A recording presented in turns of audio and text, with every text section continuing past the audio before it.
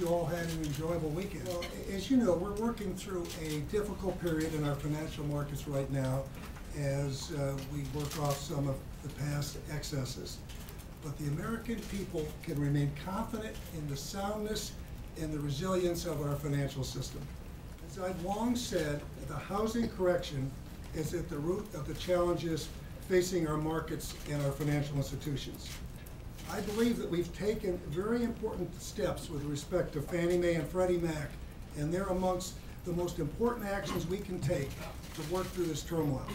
And I don't take lightly ever putting the taxpayer on the line to support an institution. Should we read that as no more? Don't read it as no more. Read it as that it's important. I think for us to maintain the stability and orderliness of our financial system. Hey, can you just tell us how this happened and how did we get there? I mean, beyond housing correction, just take us back and explain to the American people, how did we get here? Okay, I would say, first of all, we have excesses, and excesses that have built up for a long period of time, number one. Number two, we have an archaic financial regulatory structure that came in place a long time ago after the Depression. It really needs to be rebuilt. What blame should the Bush administration take for the current economic situation in the United States? And have you been asleep at the switch and impacted? Well, let me say, we're in the middle of a presidential campaign, and we're going to let the campaigns find it out, make their cases to the American people. I'm not focused on politics right now.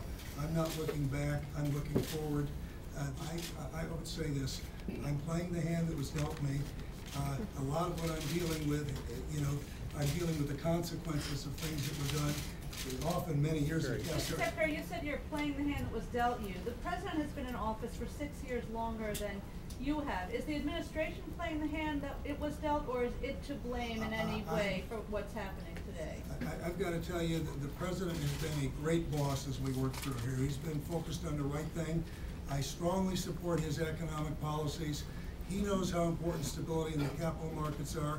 He's encouraging me to do the right things, and I'm going to leave history to the historians and focus on what we need to do. Mr. Secretary, why did you agree to support the bailout of Bear Stearns but not Lehman? Yeah, the situation in March and the situation and the facts around Bear Stearns were very, very different to the situation we were looking at here in September.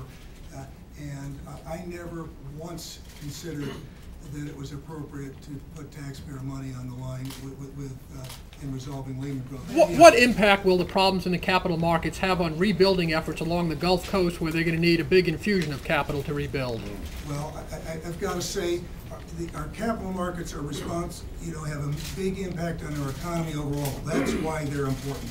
It's important, as I said in my remarks, to the American people, to the growth in our economy, to jobs, and so the capital markets have a big role to play there, and so that's why it's so important that we... Will the rebuilding effort be made more difficult by this? What we're going through in the short term doesn't make anything easier, but in the longer term, it's going to make things better because we've got excesses we need to work through, and we need to work through them as quickly as possible. Mr. Secretary, when are we going to see the bottom of this?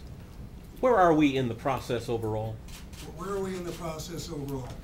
I want to remind you of one thing, which is when I look around the world and look at the long-term economic fundamentals we have in this country, I think they compare favorably with that I see in any major developed country in the world. So we've got a strong basis in terms of where we are, in terms of working through this. I think we've got to go back to the housing correction, and where are we in the housing correction?